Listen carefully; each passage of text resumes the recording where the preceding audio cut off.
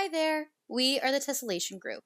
In this video, we're going to be giving you a basic rundown on what tessellation is, the types of general tessellation there are, as well as the types of tessellation that show itself in the design process of fashion. Our research will dive into the origins of tessellation in the world and in the fashion industry, who in the industry are using tessellation and in what way, other design techniques in the fashion world with similarities to tessellation, and how tessellation shows up in other industries and the world. Tessellations are shapes that fit perfectly into one another without gaps, forming interlocking patterns that continue indefinitely. In fashion, tessellation can be applied at different points of the design process for either function or aesthetic purposes. Tessellation is everywhere and can be seen in nature, architecture, interior design, and various artistic mediums. Regular tessellations are made up of one type of polygon, like squares, triangles, or parallelograms. Semi-regular tessellations are made up of two or more types of regular polygons. With more shapes available, more complex and creative patterns can be formed. Irregular tessellations use irregular shapes to form intricate and unique patterns. There's special types of tessellation as well. Fractal tessellations use self-similar patterns which repeat in different scales to fill a void. This can be seen in the zero-waste textbook's example of Holly's tessellating pattern layout on fabric. Hyperbolic tessellation are tessellations that exist on a 3D plane. A perfect example would be a soccer ball or Science World. Penrose tiling could be considered a form of tessellation, as it uses a set of shapes such as kites and darts to create a pattern without gaps. However, Penrose tiling is unique in the way that it never repeats, no matter how far the pattern is extended. Tessellating patterns can be made from pattern pieces themselves. For example, the front and back of this coat made by Liz Haywood created a tessellating pattern on the width of the fabric. Tessellating shapes, not necessarily in the shape of the pattern pieces, can be arranged to fill the width of the fabric. These shapes can then be cut out and put together in a tessellation or other configuration. Holly's example included a fractal tessellation. Tessellation can also be shown on the final product. The tessellation pattern is apparent on the surface of the finished design. The look of tessellation can be made by printing, piecing shapes together, by sewing or other methods, knitting and/or crocheting, or origami. The word tessellation originates from the Latin word tessella, meaning a small square. The first accounts of tessellation can be traced back over 5,000 years ago to the ancient Sumerians, who used geometric clay tiles to decorate their building walls. Tessellation can be found in the artistic creations of many ancient civilizations, such as Egyptians, Greeks, Chinese, Persians, Romans, Arabs, Japanese, and Native Americans. Tile mosaics on walls, floors, and objects differ in material from culture to culture, but all share the same understanding and mastery of the mathematical and geometrical principles involved. Ancient Islamic culture is known to have the most advanced understanding and application of tessellation. Alhambra Palace in Spain is covered with intricate murals of complex polygons. Since Islam forbids the depiction of live figures in art, beautifully arranged tessellations cover mosques, palaces, and monuments as a way of expressing creativity, worship, and beauty. The Islamic culture is responsible for refining and mastering complex tiling patterns as well as architecture and geometry. The Greek Pythagoreans were the first ones to analyze tessellation using geometry, which allowed them to gain an understanding of angles and patterns. Islamic scholars later expanded on the foundations of the Greeks. Although most examples of tessellation in history are architectural, many cultures also integrated tessellated patterns into their clothing. The ancient Egyptians were one of the first cultures to intentionally create tiled patterns on their clothing for aesthetic purposes. Modern science, architecture, and mathematics are the main fields working with tessellated patterns in a practical sense. In modern fashion, tessellation can be seen in the surface design of many garments for aesthetic appeal. However, tessellation continues to be looked at in different ways throughout the design process for more functional purposes. Although tessellation is evident in nature and is well explored through mediums such as print design, it is currently an emerging concept in the context of fashion design. However, there are designers who have implemented tessellation into designs through patterning and garment construction. M.C. Escher is very well known for using tessellation in the graphic design and art space in the 1900s. He is one of the world's most famous graphic artists, and his work is respected worldwide. His work plays with architecture, perspective, and impossible spaces. Holly McQuillan is a New Zealand designer who specializes specializes in zero-waste garment design, is the co-author of Zero Waste Fashion Design, and has a PhD in sustainable fashion design practice. She experimented with tessellation by laser cutting the pattern and laying them on a dress form. Issey Miyake has a well-known bag called the Bao Bao bag, which uses hyperbolic tessellated triangles to create shape. Miyake also incorporates tessellation into garments in ways such as pleating, shown on the dress. Home sewers showcase tessellation through techniques such as quilting by manipulating shapes and arranging them through tessellated patterns, as well as some sewers have experimented with using tessellation in pattern making, which is cohesive with zero waste principles. The range of designers implementing tessellation into their work is growing and shows opportunity for sustainable integration into zero waste and working with digital tools to enhance the process. Origami relies heavily on tessellation through repeated geometric folds that form intricate, structured patterns. In the step-by-step diagram of how to make a paper crane, the dotted lines represent each fold that together creates a continuous network of geometric shapes, which is the core principle of tessellation. Japanese fashion designer Issey Miyake explored this connection between geometry and fashion through his 2010 collection. This collection forms two-dimensional tessellated patterns into three-dimensional garments. Each piece begins with a single sheet of fabric that uses precise shapes to fold the final silhouette that mimics origami. By merging the geometric precision of tessellation with the artistry of origami, Miyake's work demonstrates how folding techniques can bridge the two concepts. While TR has endless design opportunities, integrating repeated geometric shapes within this process would introduce the concept of tessellation. By incorporating these structured repetitions, designers can merge the mathematical precision of tessellation with the creativity of TR. The two examples on the right illustrate this intersection. The first features a single geometric motif repeated across the garment, while the second expands on the idea of layering multiple tessellation forms to create a complex interlocking pattern.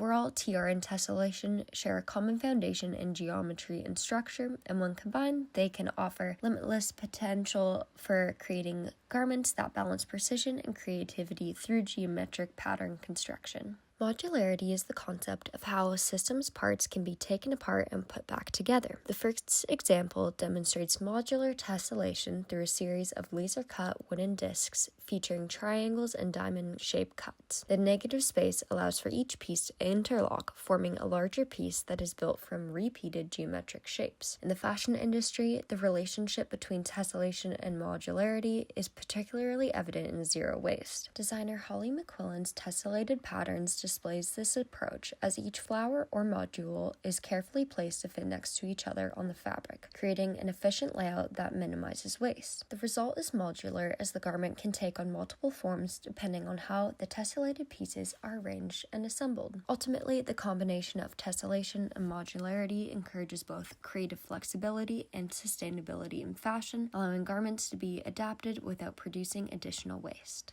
Tessellation is found in many other industries and places in the world, not just from man-made objects. Nature is our first source of tessellation. We see a lot of fractal tessellation in nature, with branch patterns repeating themselves at different scales. Whether you see this in leaves, tree branches, roots, or the veins in our bodies, they are all forming this way for a purpose: to maximize the surface area of the system, to absorb as much sunlight, oxygen, nutrients as they can without wasting energy by growing out too far. It is the most efficient way to scale up with a finite amount of space. Now in nature, we also see tessellation in the form of spirals, and this is also born from necessity. In math, there is a golden ratio known as phi. There's also something that is called the Fibonacci sequence, starting at 1 and adding the previous two numbers to form the next number. As you go along the sequence, the ratio of the numbers gets closer to the golden ratio of phi. Now, when you trace the spirals going on either direction of a pineapple flesh, you notice they will both be Fibonacci numbers, normally 8 and 13. You see the same thing happen in other parts of nature. This is because the plant needs a way of repeating these shapes without having them completely overlap each other. In the case of flower petals, or pack the maximum amount into a small area, like sunflower seeds, to soak up as much sun as possible. And as phi is an irrational number, these parts of the plant will never completely overlap. Tessellation also shows up in other parts of the math world, like the different types of symmetry and recreational math, like reptiles being shapes that can be broken up into smaller versions of that shape, or squaring the square, where you make an integral square using only other integral squares. Tessellation also shows up in the structural architecture of buildings all over the world, from the Hagia Sophia Grand Mosque in Turkey to Federation Square in Australia to the Great Court Roof of the British Museum in England. Decorative surfaces using tessellation are called zalij, meaning art grounded in learning, discipline, and faith.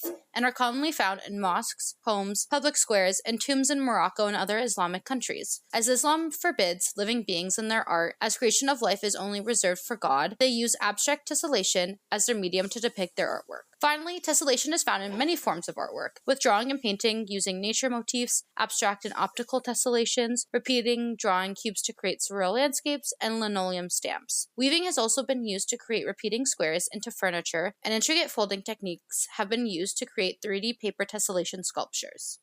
My sample provides insight into how pattern pieces themselves can be tessellated in a marker. First, I started by analyzing the sample image from the Zero Waste Sewing Book by Elizabeth M. Haywood. Haywood's blog goes into detail about how tessellated pieces are made. I was confused trying to follow the instructions on the blog, so instead I analyzed the pattern for its planes of symmetry. Figure 78 shows the symmetry lines of the coat pattern and the development of my own half-scale coat pattern. I changed the design line slightly to see if a corner in the underarm would cause issues. I drafted figure 79 by hand, although it is shown in an Illustrator image for clarity. I will note that it is much easier to experiment with this type of tessellation digitally because of the symmetry and reflection modes.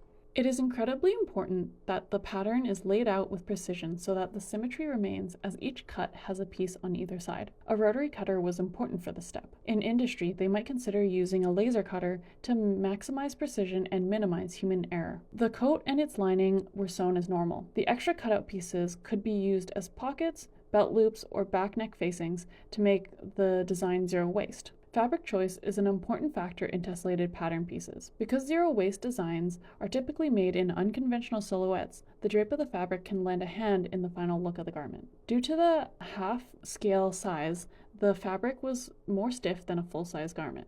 The underarms and shoulder points would drape more naturally on a full-size garment. I would also note that the jacket does not fit around the bust point, meaning the future iterations would have to consider the width of the piece at the bust more carefully. Finishing is designed into the pattern, as it includes lining and additional seam allowance to act as a center front placket. All tessellated pieces are ideally zero waste, incorporating the selvage into the seams and using all cutouts in creative ways. Since my sample was half scale, I did not take into the account of the width of fabric. Normally, the width of the fabric would be considered from the beginning as it dictates the final length and sleeve width of the garment. Pattern pieces of all shapes can be tessellated. Skirt panels and dresses can be made in the same tessellated manner as seen in my illustrations in figure 85. This can be an incredibly useful way of looking at zero waste design and how it can fit into the existing industry. Tessellation, because of its lack of gaps, is by nature zero waste. By tessellating pattern pieces, it could cut down waste, saving money and fabric. It may be unrealistic to mass-produce tessellated pieces such as my coat due to the unconventional fit. Perhaps smaller components of garments like sleeves, pant legs, and pockets can be cut in a tessellated marker, while the more complex pieces that provide the main fit are cut in a normal marker, cutting down on waste even by a small amount, but not compromising fit. Geometric pleating is a form of fabric manipulation using folds to create a repeat pleated pattern. This technique is best done with fabrics that hold creases and heat better, such as synthetic fibers. Using a half-scale skirt block, I created a piece that was equal in length and width to the center to make the design a repeat. Taking the paper, I folded 4 pleats on each side, creating an accordion.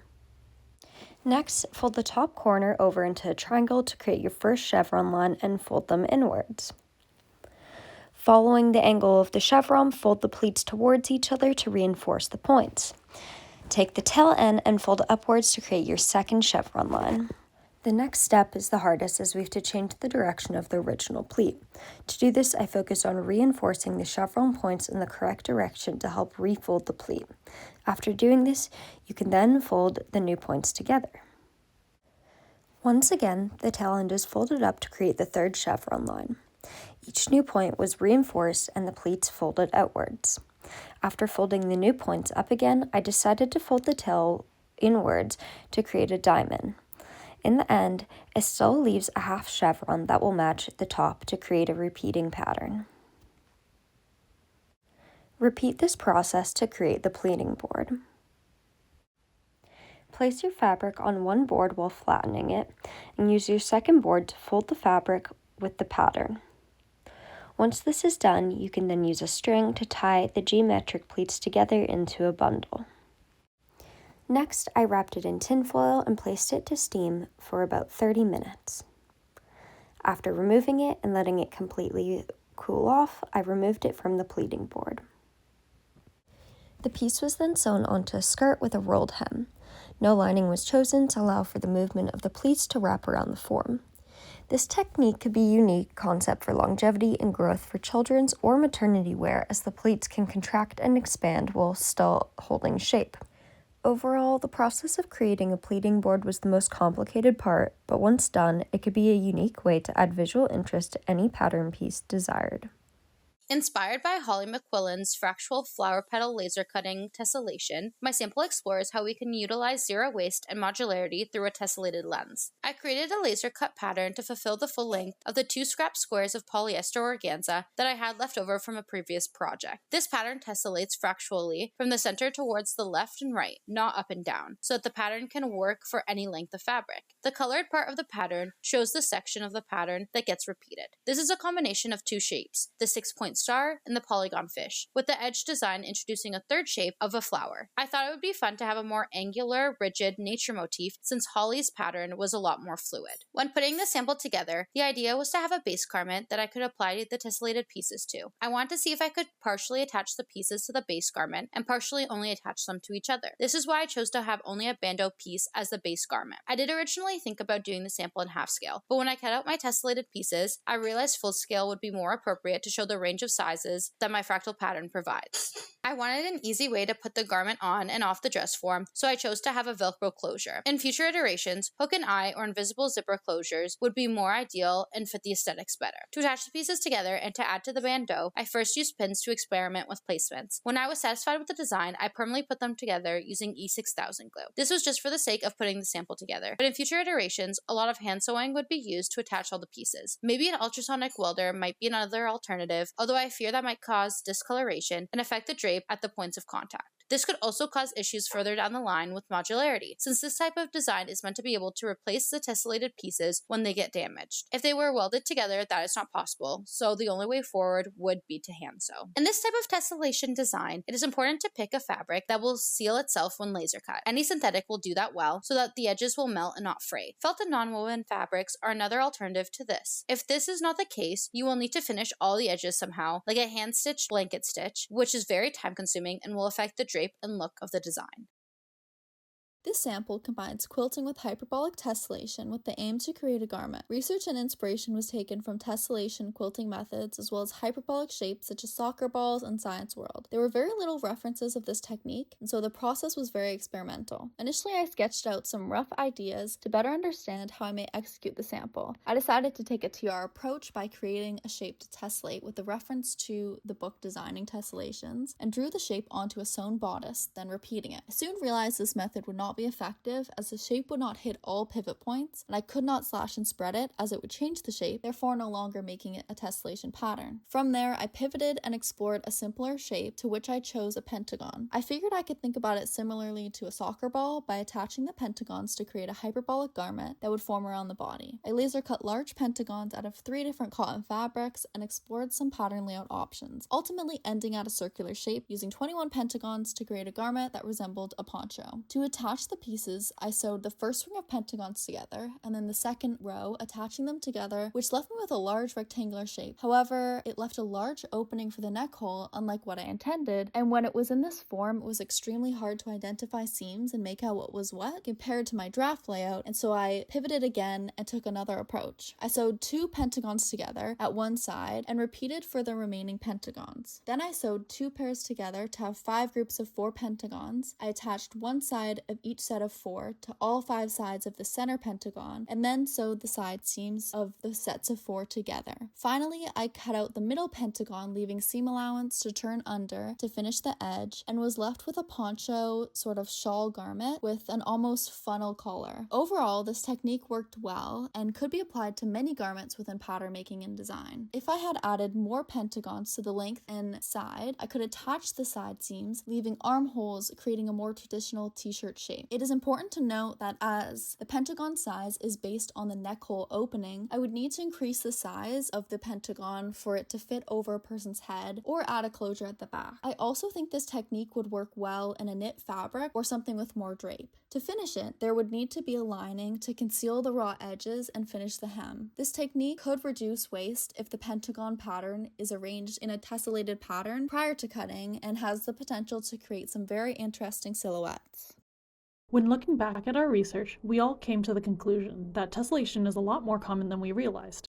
I feel like when we first pictured what tessellation was before we started this project, we only saw it as a decorative mosaic and something we did in math class, but tessellation really is all around us. Especially in nature. I was so shocked to find out how much tessellation plays a part in the survival of individual organisms and the world at large. Just looking at fractal tessellation, you can see this in the river systems, roots, leaves, the way plants grow, and even in the veins in our own bodies. It was cool to think that after thousands of years of evolution, tessellation is what has survived to be the most efficient system in so many ways.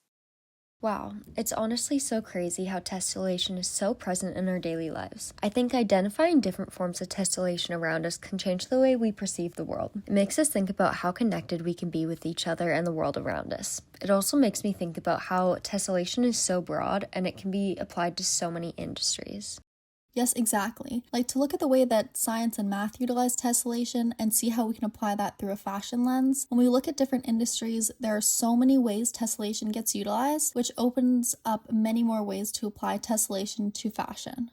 I think of how different industries use tessellation in different applications. If we observe how one industry is using tessellation to fulfill a priority relevant to their industry, we could see a whole new way of using tessellation. The sample making process felt like arts and crafts to me. Someone with the same pieces as me could have ended up with a very different design. It felt similar to subcut or TR in that way, that I didn't know what I would have ended up with. I just kept on gluing until I came out with something that I liked. I kept on thinking about how my technique could apply to mass manufacturing and how it was similar to making a jigsaw puzzle. It was tricky to balance the pieces and the measurements because once you added to one piece, it takes away from another. I also felt the connection to subcut and TR because I had to shift my way of thinking about negative space. Working with tiled shapes forced me to look at the pattern from a bird's eye view. We didn't quite understand how modularity was related to tessellation, but after completing our samples, we can see distinctly how easy it would be to take out a panel and add another in and include modularity in different ways. Yes, I agree. I didn't understand how modularity could connect to tessellation. Adaptability was one of the factors that I came across during my pleated origami sample. I realized that the technique allowed for size and fit adaptability between the wearers, which could also be combined with modularity, possibly growing or shrinking the garment with the surface design and added panels. We found that during our sample making process, we were collaborating a lot. We were helping each other troubleshoot problems as an outside perspective really helped with the creative blocks. For example, I was trying to work on my fractal tessellation pattern and I couldn't figure out how to make it repeat in a fractal. With my fresh eyes, I was able to see a possible pattern using two shapes instead of one, which made it tessellate. I saw it instantly because she had been staring at the shapes for hours before. Working with a group gave us the advantage of collaboration. The different techniques we explored through our samples can also be combined to make new, interesting results. For example, my method of 3D hyperbolic construction can be combined with Selena's method of zero-waste fractal tessellation, cutting to create a completely zero-waste garment. My tessellated origami surface design technique could be combined with Maggie's tessellated pattern piece technique to make the garment more fitted in desired areas. This way, her looser designs could have a silhouette that is more appealing to the general market. Overall, this project has made us realize that tessellation is present in our everyday lives. We see it in nature, architecture, science, math, etc. Yet it can be applied to so much more. The fashion industry has yet to scrape the surface on how tessellation can be used in the design process and even collaborate with other industries.